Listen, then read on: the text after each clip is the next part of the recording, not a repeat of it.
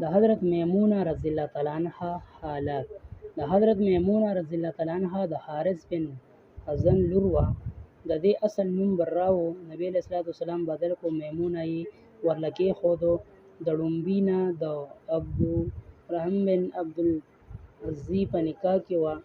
د ډېرو ماهرینو هم دا قول دی او ډېرو اقوال د دې د ړومبي خاوند په نوم کې دی. بعض لیکلي دي چې د نبي علیه الصلاۃ والسلام په نکاح کې راتلو نه وړاندې یې دوه نکاحګانې شوې وې.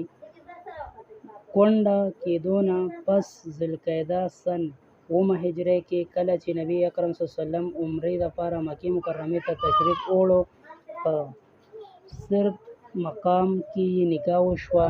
نبي علیه الصلاۃ والسلام اراده وفرمایله چې د عمرې فارغېدو نه پس مکه کې رخصتي وشي. خو د مکې خلکو د قیام اجازت ورنه کړو، ځکه په واپسې صرف کې رخصتي وشوه او په صرف کې خاص هم په هغه ځای کې کوم ځای چې د رخصتۍ خیمه وه. سن 51 هجري کې د صحیح قول مطابق وفات شو او بعضو سن 61 هجري کې لیکلي دي. دغه وخت د دې عمر د 81 کاله و او هم هلته یې قبر جوړ شو. دا هم د عبرت مقام دی او د تاریخ عجیبه واقعه ده چې په یو سفر کې هلته نکاح وشوه او په دویم سفر کې هلته رخصتي او څه موده پس هم هغه ځای کې یې قبر جوړ شو. حضرت عایشه رضی الله تعالی عنها فرمایي چې میمونه رضی الله تعالی عنها مونږ ټولو کې زیاته پرهیزګاره او صلح رحمي کوونکې وه.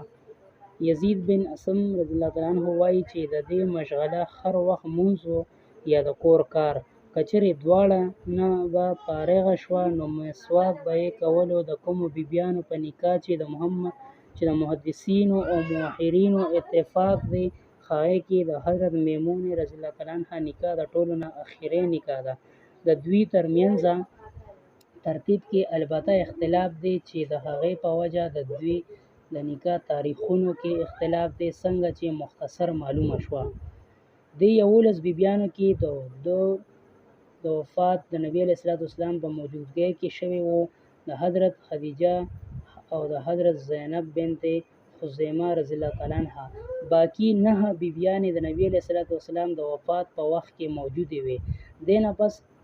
دینه علاوه نور هم بعض نکاحګانې بعضو محدثینو او موحرینو لیکلي دي چې د هغې په کېدو کې اختلاف دی. په دې وجه د هغې بیبیانو حالت مې لیکلی دی چې په کومو باندې اتفاق دی.